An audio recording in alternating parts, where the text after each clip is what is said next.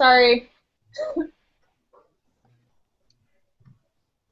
Well, good afternoon and welcome to Marketing Live for Thursday, August 25th, 2016. I am your host, Rob Zinkin. I serve as Associate Vice President for Marketing at Indiana University, and typically I'm at our flagship campus in Bloomington, but today live from our Indianapolis campus, IUPUI. Sorry for the delay getting on the air today, but we're live and ready to go, and thanks for Ashley Budd's help and firing us up. So Seth, great to have you with us. I'm really excited to be here. Looking forward to the conversation. Appreciate the time.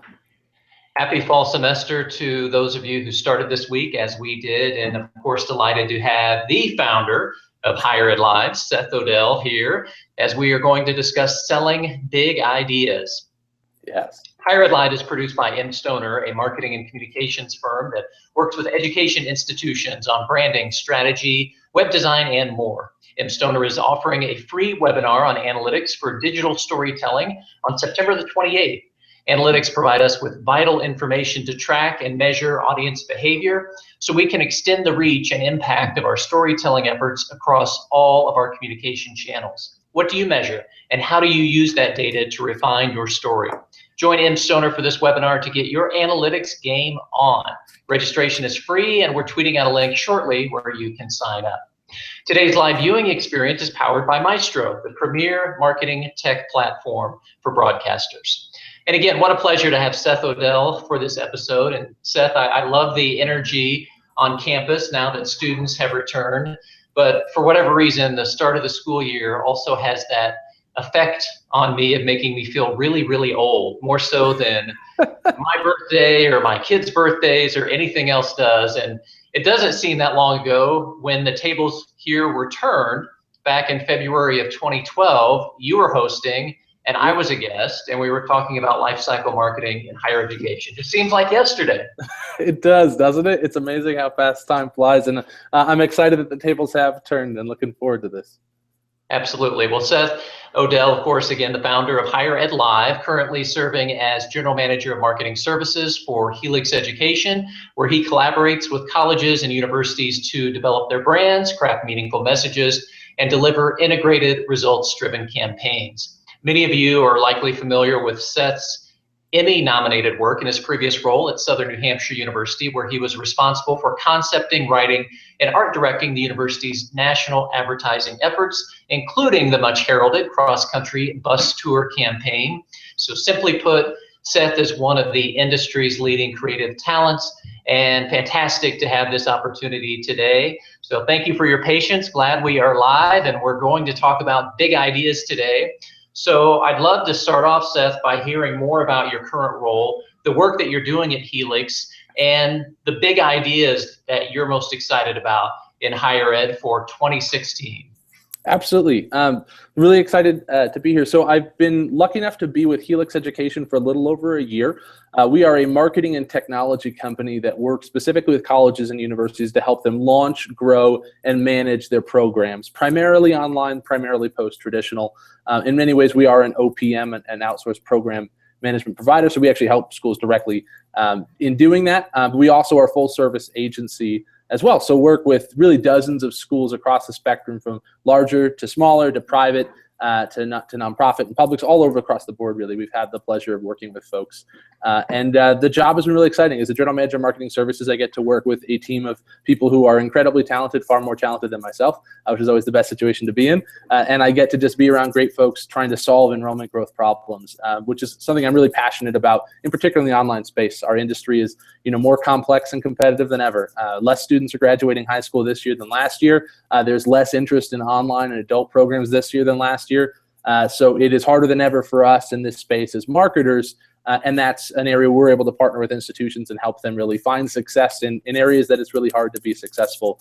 And I would say a couple of things. And when it comes to big ideas I'm excited about in 2016, first and foremost, it is for finding new, different, and innovative ways to solve enrollment growth problems. That one is no question important to me. It's time to tighten the belts. It's more and more about ROI. It's finding ways to really just enhance 10 things a little bit rather than just one big splash. And that to me is not small ideas, but one big idea really.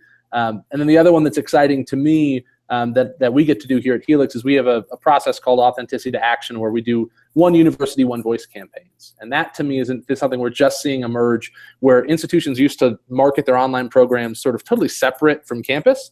And folks are realizing that we not only shouldn't do that, but we can't do that anymore. The market's too competitive. And so doing branding efforts that bring back those online and adult programs into the fold of a traditional campus, that to me is something that's happening really quickly and in many ways, in very big ways in our industry right now. That excites me. That's a big idea, I think, is just like we revisited branding in higher ed 20 years ago as far as let's unite our logos, our look, our identity.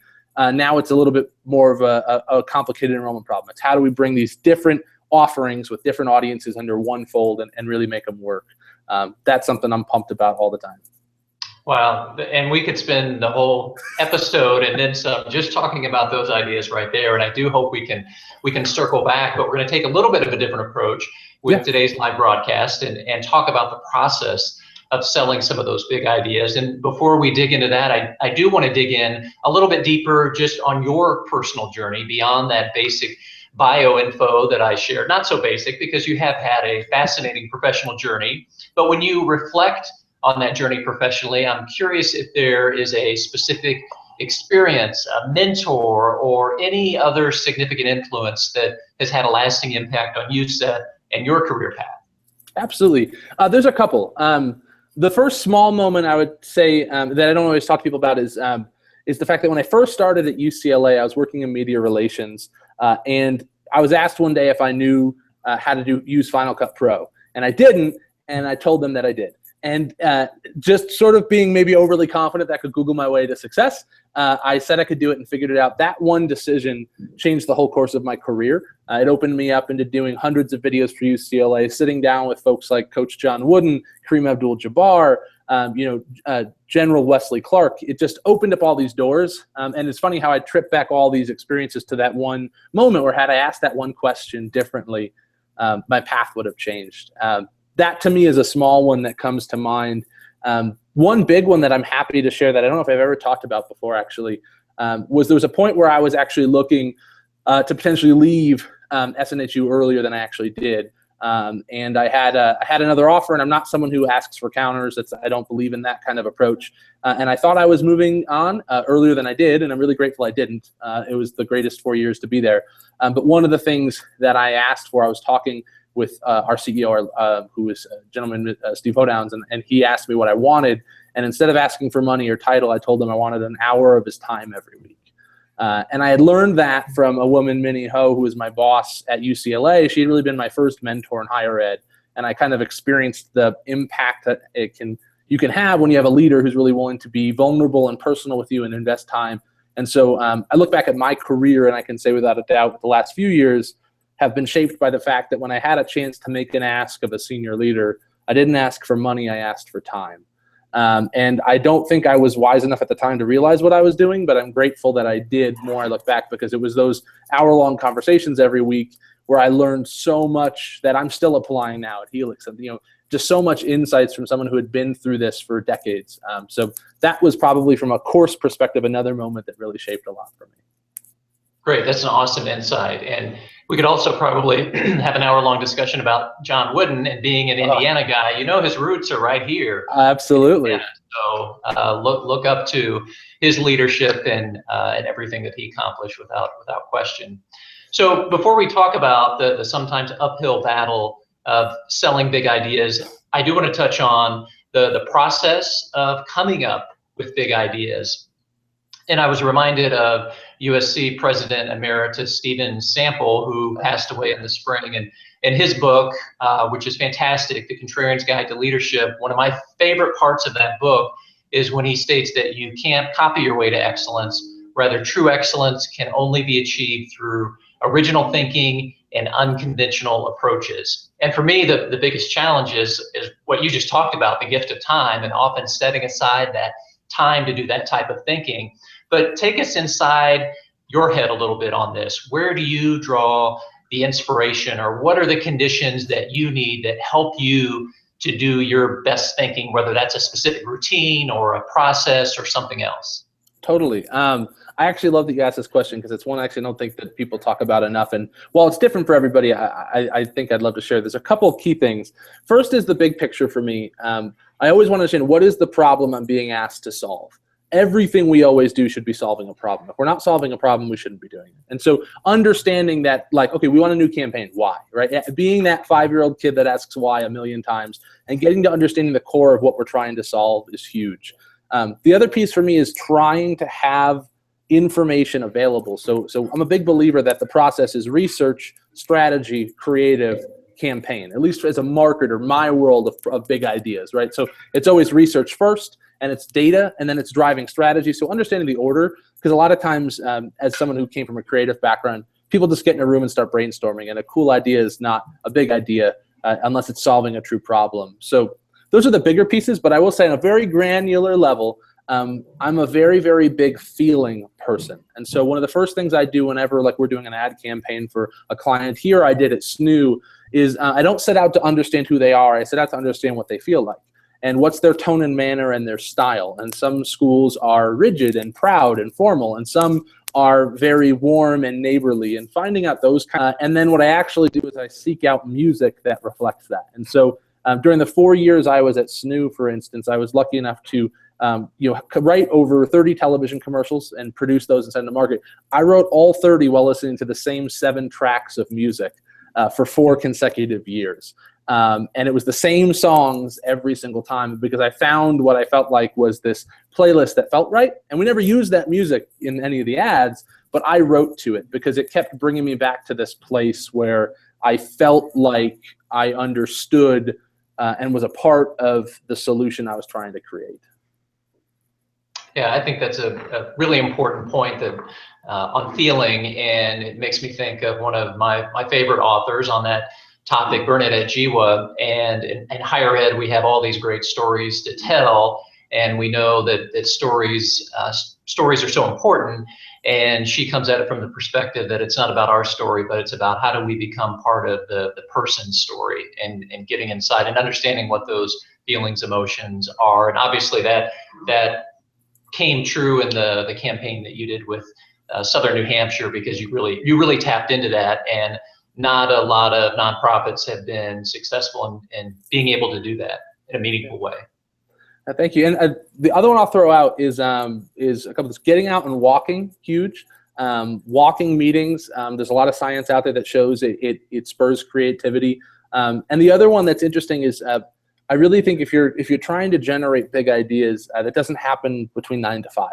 It doesn't mean you have to be a workaholic and work all night and weekend, but it does mean that you never get to fully unplug. Because I remember the moment that the bus tour became a concept, and it was when I was no one will believe me, I was working out, but I was working out at my house actually, and it just it was one of the few light bulb moments. But there's a lot of times as well when you're walking from the car to work, or you're for me, I'm walking the dog on a weekend.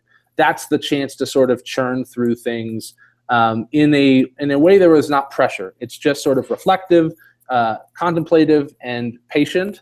That kind of approach, I think, is helpful. Like letting things sort of marinate. It'd be great if we could get in a room and have the information we need and knock it out in 30 minutes.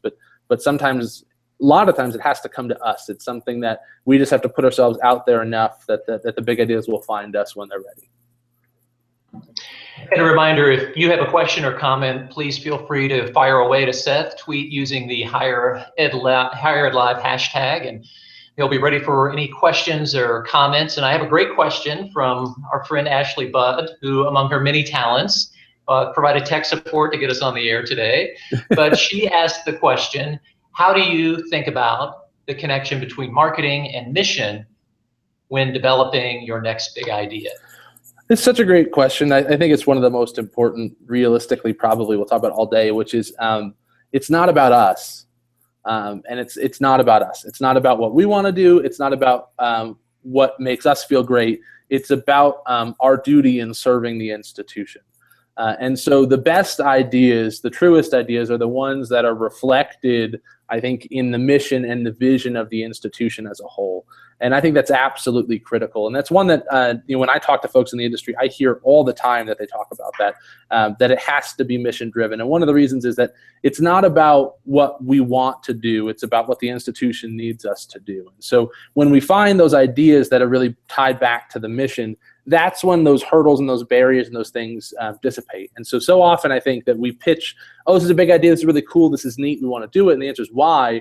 And it's, well, maybe we want to be innovative, or we think it's neat, or we think it's interesting. But if we can't make that direct connection to leadership, to understanding that this is just another step forward in the directive that we're taking from our leaders, and what they're putting down, whether it's the board of trustees or the chancellor or the president or the provost, that's the kind of stuff that I think is absolutely critical. And so mission driven is I think unbelievably the first requirement. And for me at SNU, that was one where that was what opened up the door to do things that I think people probably thought couldn't be done.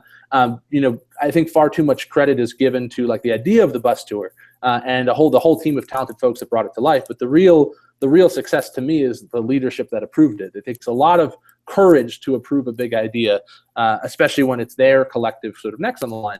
And they approved it, I think, because it was not a new mission. It was just a way to demonstrate the values we already experienced. We talked about how much we care about students. This was a way to demonstrate that. And so it wasn't introducing really a new idea, but just a new embodiment of an idea that's been around for a long time. And that familiarity, I think, is just huge in really making sure that these big ideas are out there. And so first and foremost, when you're concepting or coming up with ideas for your institution, I think it's unbelievably critical that you ask, is this something that I want to do or something that the institution needs to do?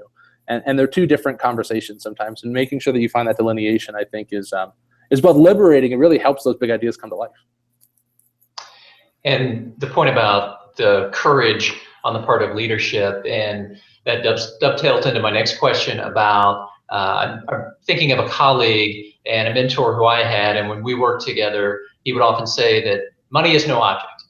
And sometimes that was really true. It was not an object, but in many cases it was. But the key from the leader's perspective was that he did not want that to be an excuse or a crutch or, bottom line, restrict our thinking in any way. And so I think it's hard to remove those barriers. So I want to talk about the budget piece, but I'm interested if we're too quick to put constraints that may be real or maybe more perceived, and what are some of those things that constrain our thinking that could be barriers that we may assume too quickly that that's a real barrier when maybe it's just a perceived barrier, and how do we sort of break free from that? I think that is an absolutely huge problem, and in particular in higher ed right now, where we almost self-censor ourselves, and we try to explain why things couldn't happen or couldn't be done, or we couldn't afford it, or it's too expensive. And it's something I've tried to fight all the time, wherever I've been in my career, has been that like truly big innovative ideas aren't restricted by the realities of executing them. Because at some point you just figure out how to make it happen. And that's a separate conversation beyond whether or not the idea is beautiful and valid. And for some reason, I do think people self-censor or hold back. And I've had this conversation with folks in my career a few times, where I really don't want resources to ever restrict anything. I mean, we wouldn't have done a bus tour if we started with pitching how much it cost, right? We wouldn't do half the campaigns I've done in my career if we started with how much they cost. The first thing is this a truly big idea, something we want to do? And then you worry about execution later. I think that it's not a budget conversation yet. Budget comes down the road, but we're not pitching an execution first. First, we're floating the concepts around, we're getting buy-in. And I do think people far too often will think we can't afford this or we don't have the budget. And I don't know. I don't have a lot of patience for can't. And I think that people need to just understand that, again, as someone who came up in the creative space, I think it's true for everyone, but I'll say from my perspective, if you want to do big, innovative work, the heartbreaking reality is a lot of wonderful ideas will never make it out the door. And you have to be okay with that heartbreak, because you live for the 10% that do. You live for the 10% of the time. You can sell that concept all the way through. You can make it happen. You have complete buy-in, and it's a beautiful moment. And those moments may only happen a few times a year or a few times a career, but those moments make up for all the other times it hurt. And people need to be willing to let their heart get broken a little bit. and put themselves out there, do all the work, not worry about budget, and then worry about budget later. Because one, if they can't later, fine, it was still right to put the idea out. But more importantly, if they do that, I think they'll be surprised how many times, to your point, budget isn't as much of an issue as people think. It is if that's what you're asking for, but if you're asking for money, that you're asking the wrong thing, right? I mean, that's not where the conversation should be starting. Mm-hmm. I remember your EduWeb keynote, and I think the comment about securing budget when there's no budget left was one of the things that was retweeted many, many times. I think that's a concept that resonates well with our higher ed colleagues. Yeah. And are there other barriers? Budget comes to the forefront, but similar barriers that restrict our thinking when it comes to selling big ideas. Yeah, absolutely. I think people worry about how too often. I think they worry about how are we going to make this happen. And I don't think that's necessarily something you have to worry about immediately first step. I mean, the first thing that we're trying to do is get these ideas out there, marinate them, have conversations, because they're not our ideas. They're not fully formed. What we're floating is ingredients. We're fostering, we're chumming the waters. And as we're having those conversations, things will come together. But a lot of times people worry too much about, I don't have the staff for this, or there's no way I can do it. And don't get me wrong, it's sometimes it is really hard. And sometimes we don't know how we're going to get it done. But when I look back on my career, all the best work that I've gotten to do has been because there's been people around me that are willing to do whatever it takes to make it happen. Because we can think we don't have the resources or the bandwidth, but all of a sudden when we have the chance to make this happen, we get really resourceful, incredibly resourceful, and we can find ways. And so that is a big one to me. And then the other big hurdle, I think, is just people understanding how they should kind of go about that pitch process, right? It's like they think that you sit down with your boss and you ask for a lot of money and approval on something. And that's not the first step at all. And I think that's a piece for people, is that they think the hurdle is getting approval, and there's actually a lot of steps that come before approval is ever even a factor in the conversation. Yes, well, let's unpack that, because I believe in that wholeheartedly. I think back to my previous work in development, and it could often be a challenge working with board members who were reluctant to get directly involved in fundraising because not everybody wanted to ask for money.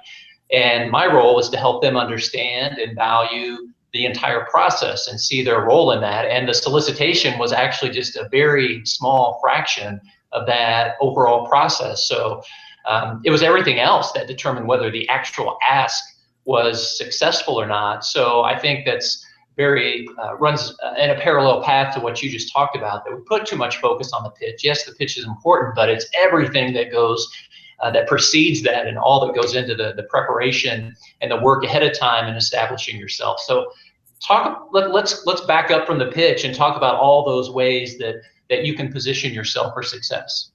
Absolutely. So yeah, it first and foremost starts personal. I mean, to me, one of the lessons I learned in my career is it's not about buying. It's not about budget. It's about buy-in, and it's not about buying in the idea. It's about a buy-in in you. That is first and foremost just an absolutely critical piece. And that's something that I really was lucky enough to sort of learn accidentally in my career, is that, it's about a value exchange. We have to provide value for our teams, for our leaders. We have to drive the institution in whatever capacity we are capable of doing. And it's first and foremost buy-in in an individual. Then it's buy-in in a department and the vision of the department. And we do then eventually get into buy-in to the idea. But all of that has to be that we have to be looked at the kind of people that folks can trust, that they're willing to have conversations with. And one of those simple things is just having a seat at the table, and it's not the formal table. It doesn't need to be that formal committee table. It's just a seat at the right table with people where they're willing to be vulnerable with you, your boss or colleagues or someone.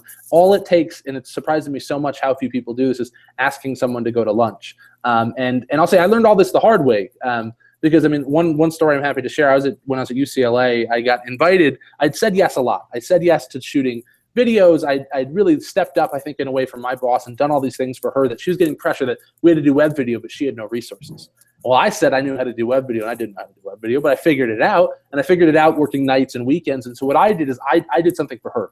I positioned her where she was able to make something happen, and she looked great. The reality is, look, we're doing all these web videos like we're supposed to be doing. We didn't need any more resources because somebody somewhere is doing it. And so I was feeling really good, and I thought I had it all figured out, and I got invited to be on this committee for a campus tour. And It was to figure out a campus tour solution. And I thought it was, what could we do the coolest, most innovative campus tour? But in truth, it turned out it was more like, let's pick a vendor and which vendor we're going to work with. And I didn't know any of that. And I thought that like being in the show meant having a seat at the table. And really being in the show means knowing how to play. And so I showed up and I just wrecked the worst pitch of my life. I mean, I fire hosed these people with this crazy idea. We were going to do this YouTube annotated, customized tour. We're going to do all this amazing stuff. And they weren't ready for it. And it was, if you've ever seen like the UHF movie, it was like drinking from the fire hose. And they were just overwhelmed. And I got kicked off the committee and I wasn't invited back. And I was told my ideas were too big. And for a long time, I was bitter about that. And I really thought that it was me. And I had made a mistake, or it was not me, excuse me, it was them, that I had made a mistake, that they had made a mistake. And then I learned, down the road that that's not true. And one of the things was Lawrence Lockman, who was ran that department then and now is with Penn State, who's become just continue to be someone I admire and look up to and has been very gracious to spend time with me in my career. He told me if you find yourself doing a big presentation, laying out your idea for approval, you've probably lost. That goes against everything I thought growing up. The fact I thought you go in, the pitch is solid, and if it's logical and it makes sense, they either say yes or they're wrong. And the reality is I found myself doing that, and it was my fault and not theirs because, Lawrence said, big ideas typically contain some risks that you have to work through with people, which takes time. And this is where so much of higher ed goes into problems. People are territorial. People are concerned. People are protective. We are an industry that can be siloed. And so I went into this committee with folks from all over campus, and all I did was institute risk. Let's do something that's never been done. But we're a public institution that's well respected, that's very stable, that's risk averse. And maybe I never would have been successful, but if I had, it would have been in being honest and upfront enough to know that it's the meetings before the meetings that make the difference. It's the time with those people, the relationships, making sure that once you show up, it's not your idea, it's everyone's idea.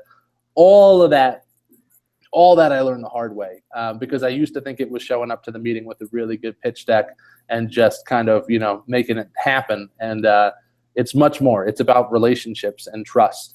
And that stuff is such a key factor, I think.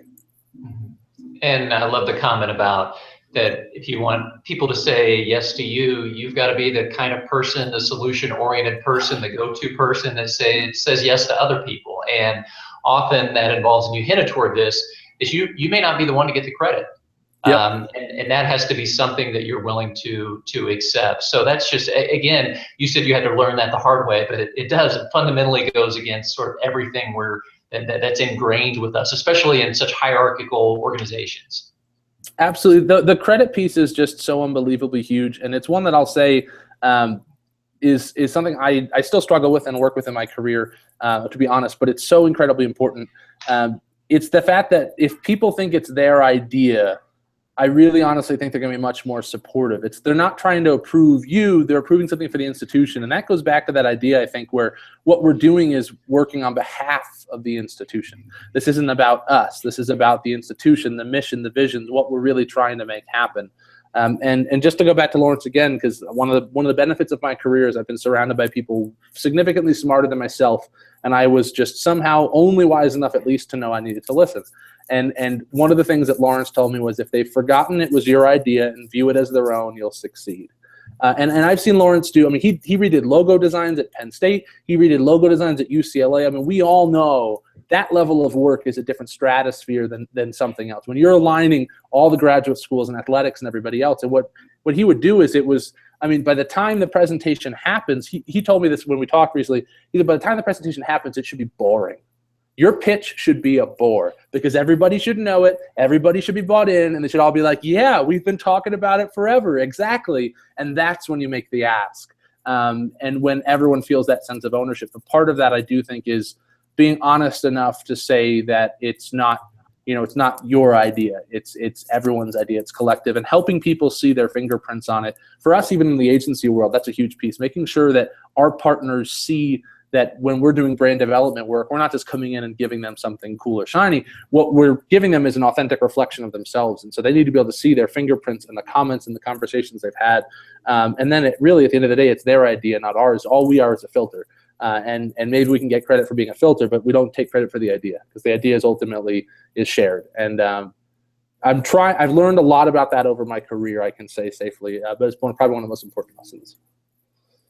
Well, you've given some great insight about how selling is truly a people business, and so your idea about how you sell yourself, I think, is really critical, especially for people who may be too prone to define themselves based on their title or their place in the organizational chart. So the tips that you provided on how colleagues can better position themselves to be able to eventually sell that big idea when it comes is really valuable. So because I think those are such hands-on tips that people can do this afternoon or tomorrow, is there anything else there? I really want to get into that beyond some of the things that you talked about, and working across departments and units, and just trying to get at the table.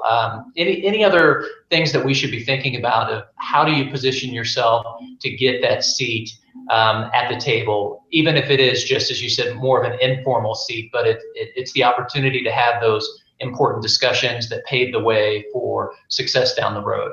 Totally. So there's a few things I think. The first and foremost is that, you need to raise personal awareness as well as like departmental awareness. People need to be aware that you're there.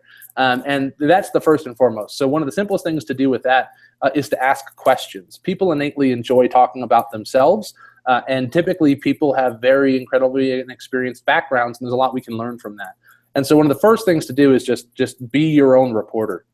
Have conversations. I promise even the most difficult people will enjoy if you ask to have time on their calendar to learn from them and ask. So find what are some areas where this person has a background or an area where you could benefit, and ask for just a little bit of that time. The other is don't punch too far above your weight class right away. As far as it'd be great if we all go and have lunch with the president, but maybe not. But maybe we can go have lunch with the assistant director of the Alumni Association. That would be really great too. And don't think that the only value comes from folks at the top, but really oftentimes, I've some of the best insights I got at SNHU that went directly into the campaigns, came from the academic advisors that were working there. That group of people, I would walk that floor and have conversations with people, and I would learn as much from them as I did from our president, because they were on the phone each and every day with our students. And so don't ever undervalue, I think, the value of others, and realize that anyone's time is valuable. I'm a big believer in asking for lunch or for coffee, if and when time permits within our own company. It's tough on the outside, but I think that's one that internally, like, build and foster those relationships. And then, it's the classic Stephen Covey stuff. It's, seek first to understand, then to be understood. It's not about going to lunch and sitting down and telling them about yourself. It's about understanding them and what makes them tick and what they're looking to do, and then how you can contribute and help, even in some small way. And then if you can provide that value and have that value exchange, a lot of the rest of it comes pretty naturally. It opens up. So I would say this too, like, I think it's not weird to sit down and say, who are 5 people I'm going to write on a piece of paper that I want to have a stronger relationship with at this institution, and then meaningfully work to make that happen over the course of 3 to 6 months. Identifying that, I think, actually makes sense, but I don't know if people really always sit down and do that. I've always done that in my career. I will write down the names of the people I seek to understand and to build a partnership with within my own organizations, and then that'll be a task. That's an assignment I give to myself, is to go out and try and make that happen.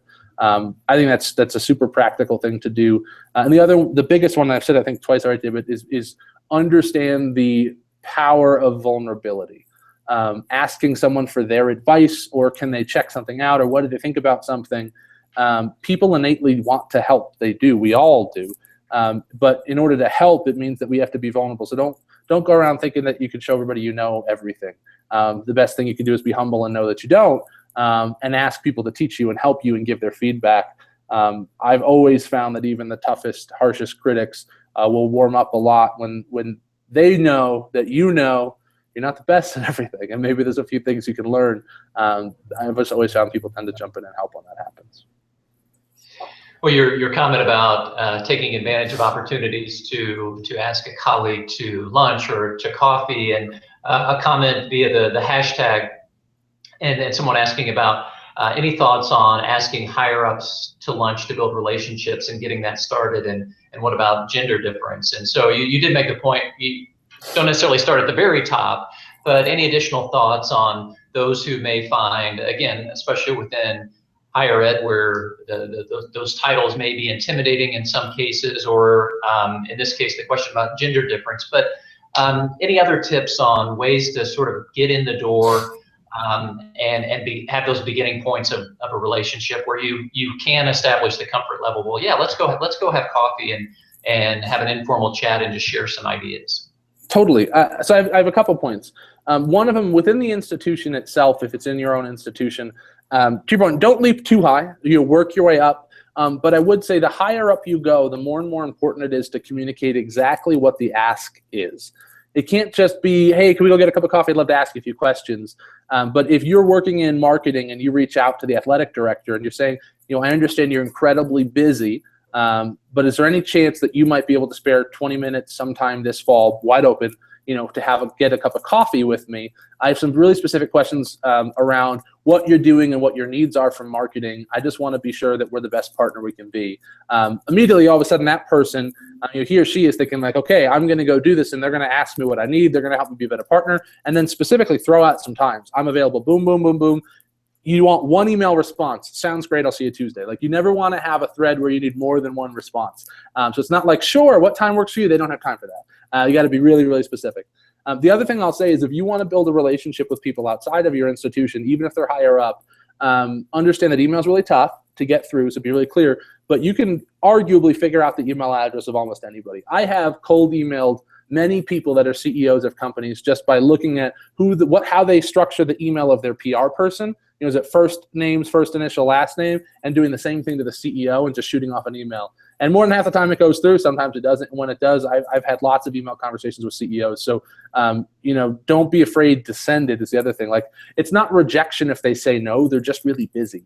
Most people are really busy. So as long as you're willing to put yourself out there and understand that every time you ask, you might not get a yes. I mean, what's the worst thing that happens, right? So, okay, you want to reach out to a few senior leaders, find a way, make a really specific ask of what you need from them, list out the times, talk about how this is what you're looking to understand, and maybe if that's valuable to them, then you'd love to do it. So it's all about what value you can ultimately provide to them by them providing initial value to you, and then send it to 5 or 6. And it's okay if only 2 say yes. If 2 say yes, that's awesome. That's better than none.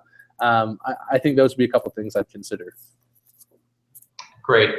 I also appreciate your perspective on efforts to break down silos and the tip about in your experience working with academic advisors and how helpful and beneficial that was. And I think of previous roles where within my team, we really worked hard to position ourselves to have a member of our team on as many search and screen committees as possible.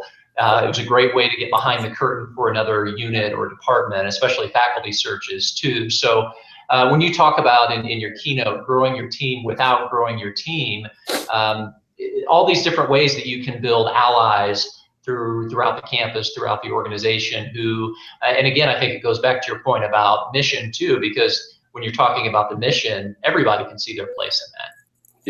Yeah, there's two. First off, I love your idea. That's probably an unbelievable nugget of advice, because search committees are usually that dreaded thing that we all duck from. We're like, oh no, I'm on a search committee. But you're right. What it really does is it provides you a chance to sit around the table from people all across campus and immediately help someone else with something that's really important to them. But we dread it because it's not important to us. And maybe making that time. I love that. I love that idea. I'm totally going to use that one, talk about it all the time. That's such a great suggestion. The other ones for building your team. Yeah, there's two kind of key things when I talk about building your team without building your team. The first one is the one you mentioned, which is the fact that your team isn't defined by your organizational structure.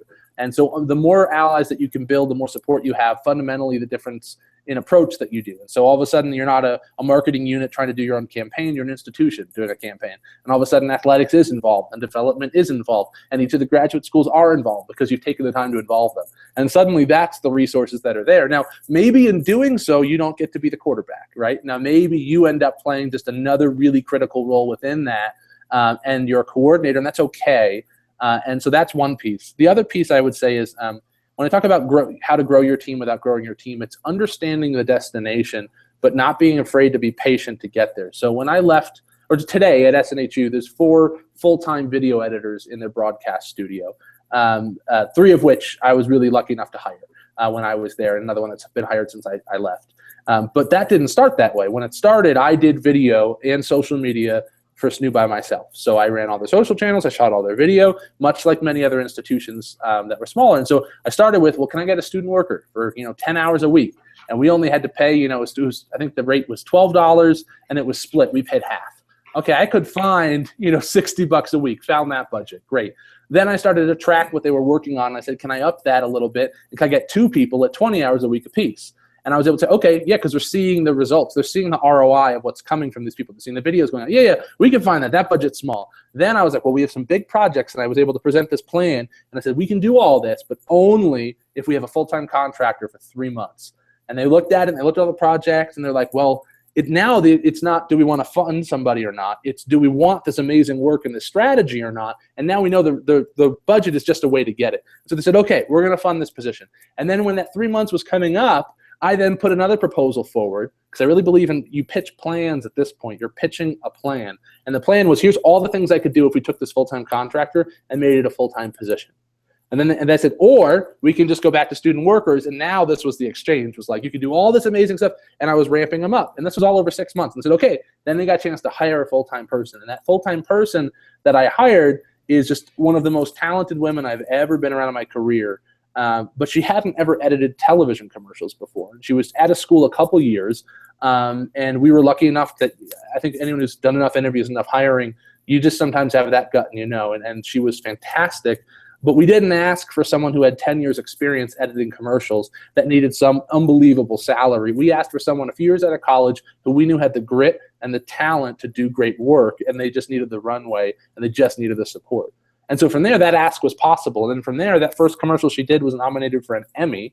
And then from there, it was, well, here's what we can do with another student worker tacked on. Now, here's what we can do. That's not a student worker, but a second full-time position. Hired someone else who hadn't done editing full-time. And all of a sudden, they're now this giant studio, 4 full-time people editing all these commercials, all these things, unbelievable work going through. But that never would have happened if we asked, can we build a studio? Can we build a studio and hire a bunch of people? We're going to need all this money. No. But today, the resources that the institution's willing to put behind it are fundamentally different because they've seen the consistent benefits that we ramped into it. Now, the truth is, we knew from day one that's where we were going, but nobody else had to know that. They just needed to know that here's the things that we can do with 2 student workers instead of 1. Here's what we can do if we take those 2 student workers and make them 1 full-time contractor. And we eased into that conversation. It's just like dating, right? Like, we don't need to get married right away. We didn't need buy off on the big idea. It'd be okay if we never reached the big idea because we did all sorts of great work along the way. So when we had that big idea, we held it a little bit closer, we protected it, we marinated it, and then we just kind of chunked it out into these smaller pieces. And we were able to build our team without really building our team, because you don't think that your team has grown when you add a student worker for 10 hours a week. But when you know how that 10 hours is going to go to 20 hours into two at 20, all of a sudden it is growing. And I think a lot of times when we think about growing our teams, we think about, well, once a year there's an annual budget cycle, and I'm going to go in and ask for 3 new positions. My boss is going to immediately cut it down to 2, and then they're going to come back and cut it to 1, and I'm going to fight like crazy. And if I'm lucky, I'm going to get that 1 position. And as great as that is, and as important as annual budgeting is, and that's a piece of it, if you want to really grow your team, I think you have to have a longer vision and more mile markers along the way of little incremental changes you can make to get there.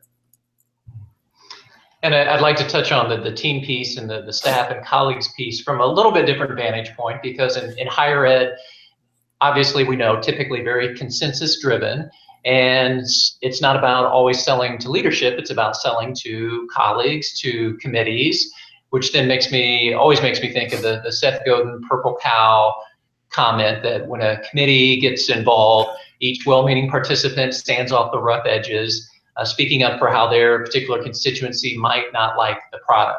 So this whole point of broad-based buy-in in higher ed, which we know is important, but total buy-in is often not feasible and probably really should not be the goal. But how about that delicate balance of getting enough buy-in to meaningfully move forward, getting enough buy-in to get to the next step? Yeah, I think that's super critical. There's a couple pieces with that I will share. And if this one doesn't directly answer, let me know, we'll circle back. But it's one anecdote that just came to mind when you talked about that. One of the first ones is you really have to stop and ask yourself, are you playing someone else's game, or do you have the ability to set the rules of the board that you're on? And an example of that I tripped into in my career was when I was at UCLA. I was really lucky enough to be at UCLA during like the boom of digital. And when social media was just coming out. And one of the things is I never asked if we needed a YouTube channel or a Twitter account. I just did it. Now, but I didn't just do it under the mindset of like, oh, you know, beg for forgiveness or ask for forgiveness, don't beg for permission, and I'll never tell anyone. I set it up, and as soon as it's set up, I sent an email to some people and I said, love to get a group together and talk about how we can best use YouTube. I've set this account up. Here's some videos. We got 1,000 views yesterday. I think there could be some things. Really excited for your insight. And when I did that, what I realized was like I just shifted the conversation of whether or not we should do it and negated that. I just did it, but then I immediately brought people in, and the invite that I gave them was, let's get around and talk about how I can get your insight. And all of a sudden, there was an ability to control the board. And so one of those questions I always say is like, are you able to control the game? Are they your rules that you're playing by? Because, you know, if for so many times with committees and things, like, does it need to be a committee? Can we get out ahead of that? Can we talk to leadership on the side? Can we talk about how 4 or 5 people can do something really influential? Can we talk about how maybe this needs to be a skunk works project that's more protected? You know, or even if right when we're starting out, can we have a conversation with people and be candid and vulnerable about the fact that we're concerned this many people, the project could go a certain way. And sometimes you can't. Sometimes it's totally directive from the top down. This is the path you have to take. And to your point, sometimes you just can never reach that complete consensus. And when that's the case, I think the biggest thing is I turn a little bit more to just kind of the classic marketing kind of mantras, which is about people don't buy what you do, they buy why you do it. And it's Simon Sinek talks about that. And the idea that, like, it's okay, as someone who pitches creative campaigns all the time, we've done, I think, 8 integrated creative campaigns in the past 6 months for different institutions. You're never going to please everybody. And so one of the things is we first controlled the process. We pitched a creative campaign book as like one of the key milestones. First, we pitched the strategy guide, which is like a magazine piece about you. Does this feel like you? Yes. Then we pitch creative, but it's conceptual creative. It's not literal. Then we go back and give them creative to go to market. And in doing that, what happens is, like, it's okay if you don't all like the billboard, but do you like, more importantly, the strategy behind the billboard? Like, do you all believe in and agree that this is a reflection of who we are? Great. Well, then we know that there won't always be consensus on the execution, but separating those two, because oftentimes people will go in with this, you know, beautiful creative campaign, totally buttoned up, totally executed as one example, and it's like, well, I hate the billboard, so this just isn't going to work. And it's like, well, no, it's totally going to work. It's a great reflection of us. We believe in it, and you can hate the billboard all you want. They won't do the billboard, or maybe we will, and you just, you know, don't have it. You don't get to have your way, but we'll figure that out. And that's the other piece is. I've heard in my career a few times that, you know, everyone can have their say, but they can't always have their way. And understanding those distinctions is really important.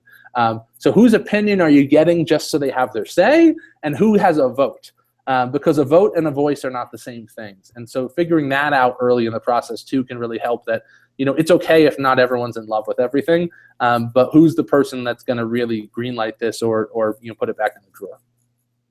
Yeah, that's a great point. And I think something that you need to think of too when you're something to keep in mind when you're being pitched to or when others are coming to you. It makes me think of senior teams that I've been a part of and how important it is that, yes, you want to have an open environment and everyone can share their ideas.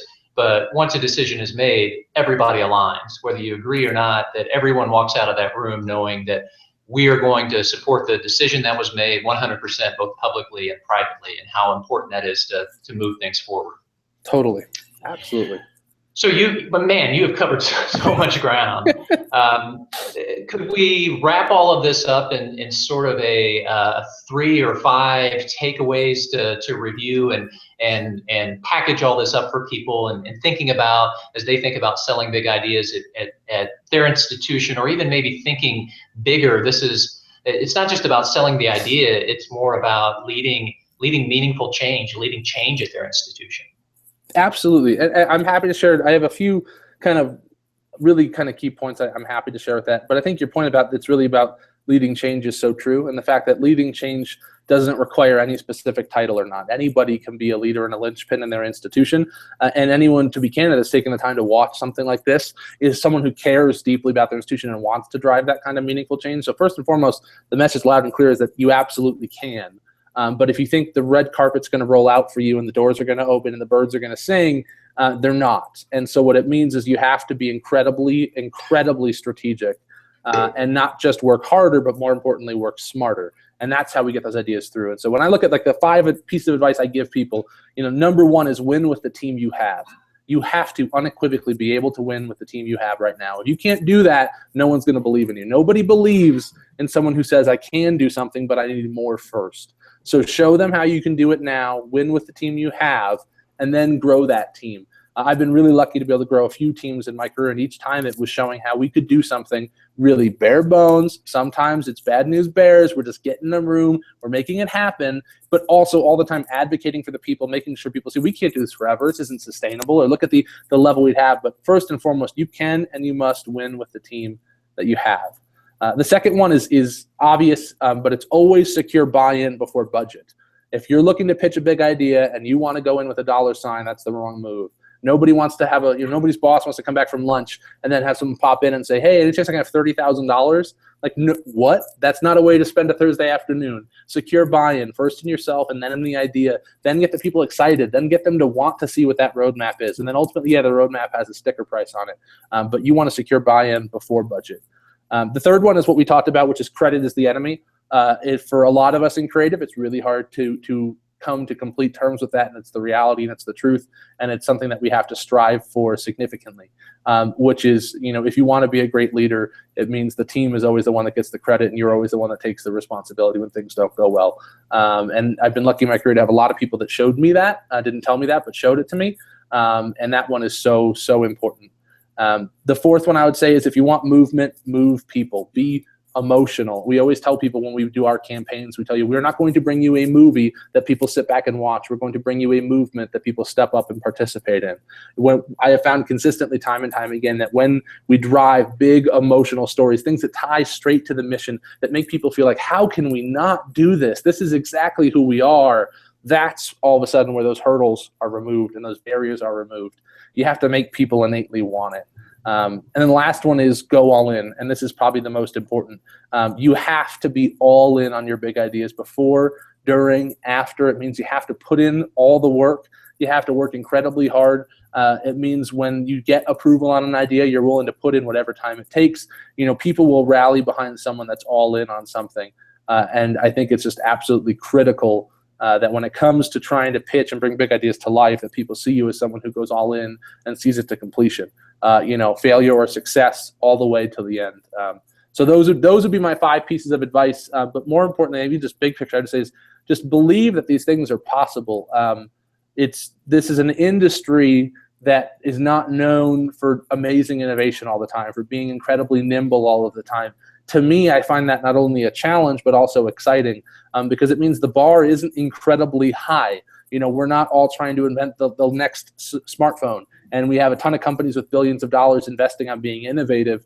We are oftentimes a culture that embraces comfort and is a little bit risk averse. And to me, that's a great environment to go in and drive meaningful change. And it's a way that when you do, you can stand out really, really quickly. So for me, it's I think people just need to understand that if you want to bring big ideas to market, it is a painful, heartbreaking process. So embrace that, embrace that kind of pain that comes with it, and understand how much fun it'll be. Phil Kamarni is the Chief Digital Officer at University of Texas, just said probably everything I just said in like one sentence rather than like 30. He says, quote, cherish the pain that it takes to undertake a big idea. Few get the honor to feel it. That to me is exactly what it's all about.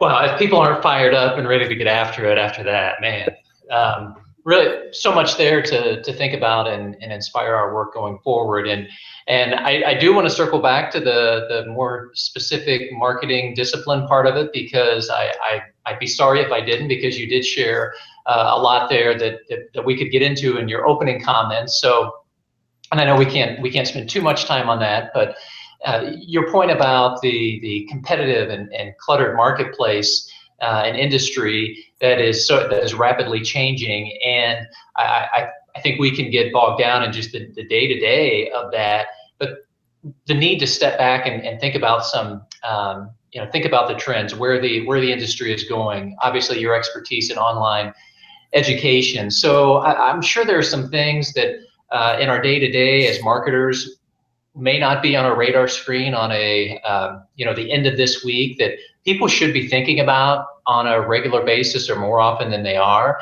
What are some of those higher level things that should be on our radar screen when they think about marketing their institutions this year and for next year and the subsequent years? Oh, there's a lot. I love this question. So, when I look at the future of that and where we are right now, there's a lot of things. One of the first one I'll say is if your strategy is last year's strategy, it was wrong last year and it's even worse today. The market is shifting and it's shifting quickly.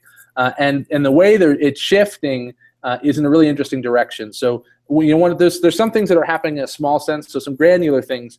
Paid search, most people know paid search at this point, it's really huge, both in Google and in Bing. But the reality is when people look at it, that trade name search runs out really quickly and generic search is just incredibly expensive. There is no way to make money bidding on online MBA. Not when there's 500 online MBAs in this country and people are willing to spend $40+ just for the click. So what we're finding is channels that we're relying on are not cost effective at all. And so it means we have to get more creative in driving interest and then therefore, even before that, driving awareness of those channels. And so I will say the channels that we rely on today in many ways are going by the wayside. For the traditional side, in direct mail, it is still a piece, but the fact that we're taking 3 years, mailing students for 2 to 3 years without an understanding of whether or not they've initiated action and expressed interest is crazy and not going to be economical in the future. And when I look at that, one of the big things for me as a trend is the reality that there is a handful of institutions right now that are growing exponentially faster than others, and that is SNU, WGU, ASU, a handful of other ones. And one of the key reasons is a spike in what we call referral rate, which is the number of incoming students who are referred by a current or former student. And that's really an unbelievably important thing. The referral rate of your institution is probably the most important metric most marketers aren't tracking. And the reason is when there's 500 online MBAs in this country, who's going to price compare?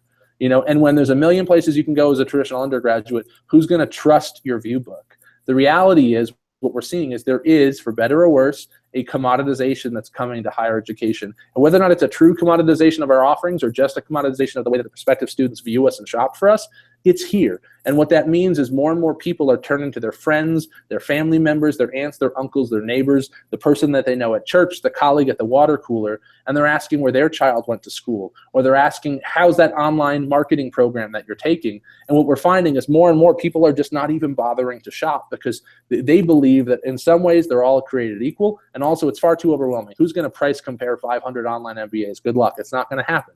And so what they're going to do is they're going to go to the place where their colleague tells them they're studying.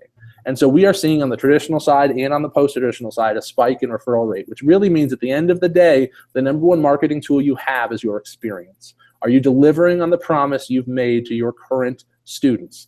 Are they actually having the experience you've told them they'll have? It's not just was the tagline really clever, was the creative really beautiful, but once they showed up, did you deliver on your promise?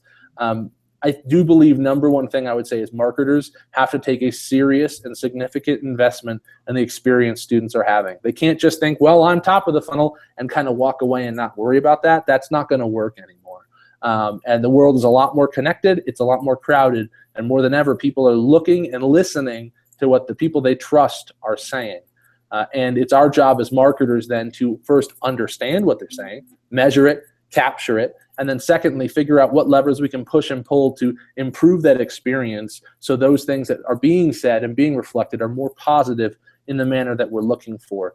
That to me is a big blind spot for a lot of us in higher ed, and it's not our fault. It's how we've been structured, and to date it's worked. But that is the biggest one for me, is that if we're not worried about the experience we're delivering, we're not really at full capacity as marketers in higher ed. Yeah, an excellent point.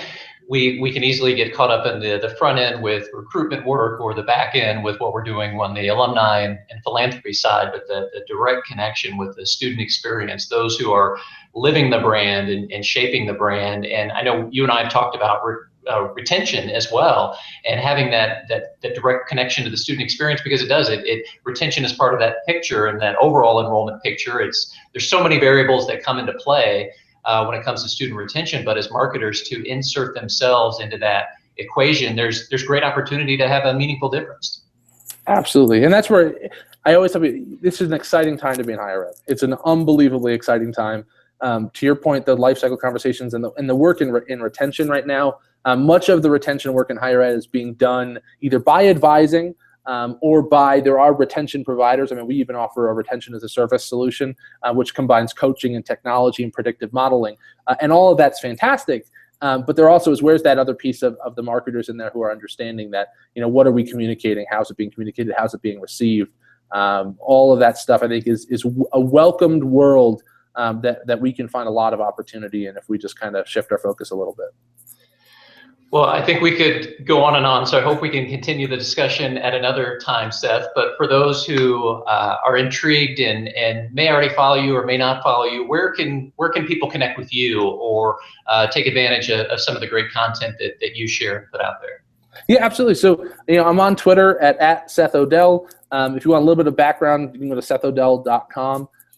But if people want, they can email me. I'm seth.odell@gmail.com. On Twitter, just find me. I'm always happy to have these kind of conversations. I'm deeply passionate about this industry. I love this space, and so I do hope people that listen, connect, reach out. I would love to chat with folks. It'd be always a welcome conversation.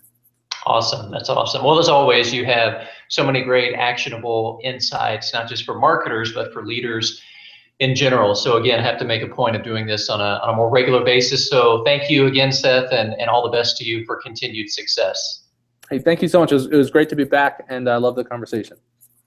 Thanks to Seth for joining today, and thanks as always to Stoner for making Marketing Live possible. Be sure to get reminders about this and other episodes by subscribing to the Higher Ed Live newsletter. You can browse the archives at higheredlive.com or subscribe to the podcast on iTunes. I'm Rob Zinkin. Thanks again for tuning in to Marketing Live on the Higher Ed Live Network.